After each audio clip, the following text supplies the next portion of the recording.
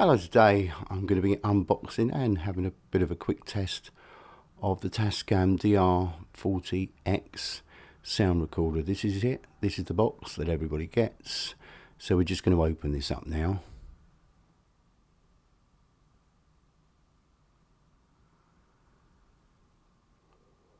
There we go. That's the instructions there. They're all in multi-languages. I think the English one comes up first there. There's just only a few pages there, but you can download online the reference manual and I think a few other manuals along with it as well, and other bits and pieces. There may even also be some updates that you can actually, I think you put on an SD card. This particular object in the bag here is a foot to put onto the bottom there that just holds it up a little proud, and it fits into the tripod mount. I've been told that it's rather flimsy and likely to fall off.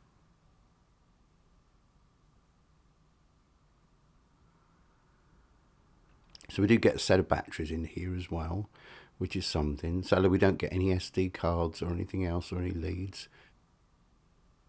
which would be quite handy to have. But there's your unit, as you'd expect, and that's pretty much it. I've got some Zoom units, but this is by far the most robust and probably the best looking one. Be careful when standing up because you have these two protruding parts at the bottom there for the locking pins for your microphones, your external microphones at the bottom. There's a switch on the side there for external in, so you set that to the line, which is the one on the side we just spoke about, your mic and your phantom. And on the other side you've got your USB, which is for input or output really, connected up to a computer. That on the back there is for attaching it to either a camera or a tripod mount. And on the bottom there are your inputs for external mics there, or line in. And also there's a remote control you can set on there. These are the inbuilt mics. You can have them in an XY pattern, that's the XY pattern, and when they're pushed in, that's the AB pattern. And it will give you an option to accept these settings, and you just press enter on there. So we're going to put in a new SD card. They sadly don't give you one with it at all. This is a 16 gigabyte one, so this will last me well. I've pre-formatted it, but I may have to reformat it again, I'm not sure yet.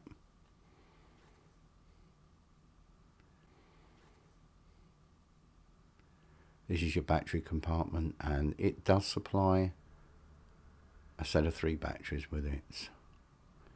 I'll probably do a lot better with some Duracell, but in the meantime we'll make do with these. At least it gives you some to start you off. You've got 1, 2 solo, 3, 4 solo, record mode, your home button and your on off button, your play and your record. And what have you got down there? You've got your menu, your quick menu, your mixture, your PB continue, fast forward, rewind, and plus and minus buttons.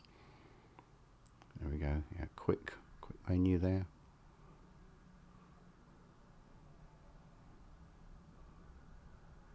These are, you've got your overdub, your 4-channel, and your dual modes, depending on which setting you have that on. And of course, your peak indicator on the right there. So we're going to switch this on, and the first thing that comes up is English. We're going to accept that because that's the language I want. If not, just press your up and down buttons to come to the language you want to. Then it's going to take us on to the date and time. So I've got to switch this from, that's your plus and minus buttons, and then use your fast forward button to go to the next one. So it's the 26th today. Now this is either the month or it's the date, and it's the month, so we need to put that back to 1.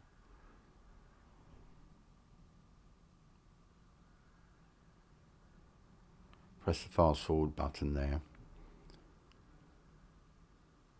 and put that up to number 26. It's quite handy to have these really, because you have this for a reference point. There might be a time somewhere in your archives in the future that you might want to know the day and the time that this was taken. It's very helpful, that. So now we're going to set the time. And you only really need to do this once.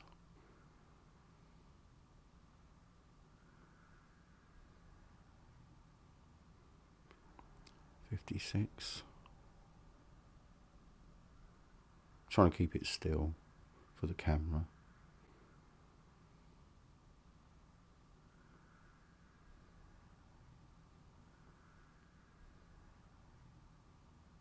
And it's come up with format error format card, so I have got to format it, and I guess just pressing the enter button, the one in the center there, and that will do it.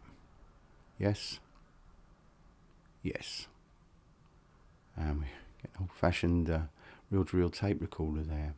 Something I've found out now, go into your system settings. This is, go to your backlight, and it gives you an option of 5, 10, 15, 20, 30 seconds, or always. And I'm going to set it to always. It will use up the battery a lot quicker, but it's quite a nice thing to actually have, especially when I want to have a look and you're indoors and the light goes out. You can see some of it, but you can't see it too well. Phantom voltage, battery type, system, others, information, file name, so you can file name. Remote, yeah, you can attach a remote control to it. They cost about £37, I think. I saw those online. As to whether I would use one or not, I don't know.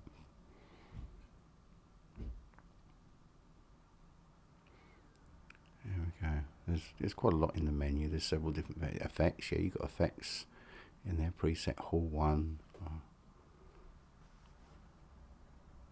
Interesting. I probably won't use it. Others was system. Yeah, we just put in system. USB. Browse. That's where you can, and you can name your folders as well. And you can even play MP3 files in this if you so wish. And put your headphones in so it can act as an MP3 player. So there's lots of settings on the record settings, your play settings.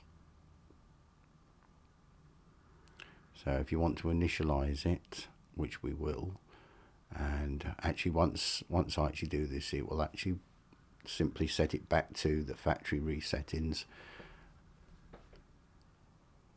and it will take away the setting I did with the setting the backlight on there as always. There we go, it's just switched itself off. So I'm going to have to go back into the system again, go to the backlight and set it to always in a moment. Contrast doesn't make a lot of difference there. If you try that, the 5 is, you might as well just leave it as 5, because if you use it, put it at 6, I think it goes darker or brighter. If you go to 7, it starts to dark, and that's about right set right there. There's no need for that really to be there. Maybe I'm wrong.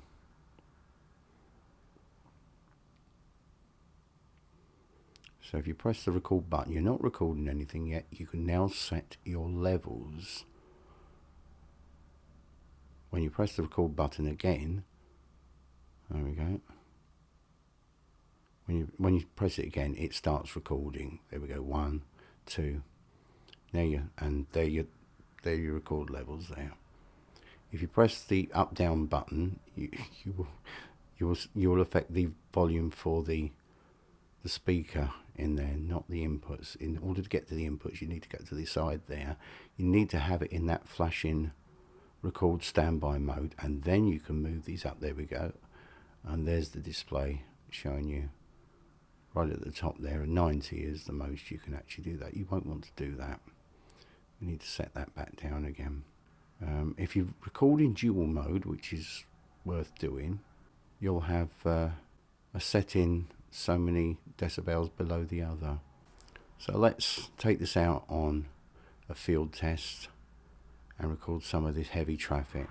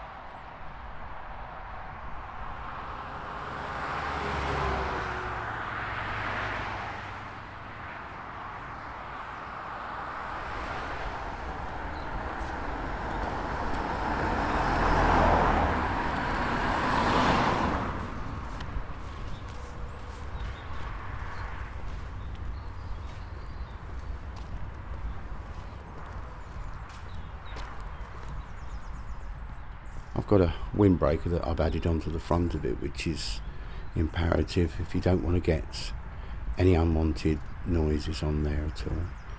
And I tried it earlier on, and that's exactly what I did get. Indoors is great, outdoors with no winds whatsoever, but even the slightest winds can cause unwanted noises, so it's worth getting anything just to put over the front there.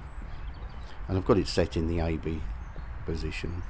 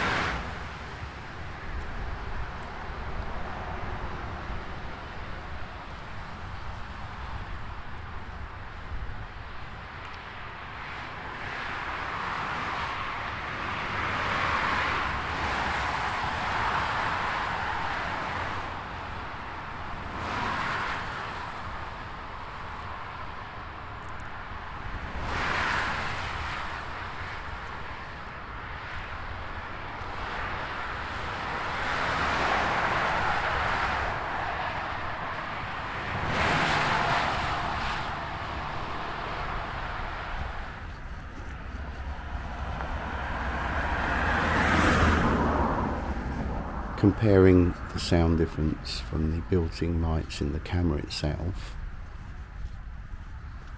and you can hear a bit of wind noise there. Now we're going to try this with the Tascam DR40x built-in mics again. Same piece of film there.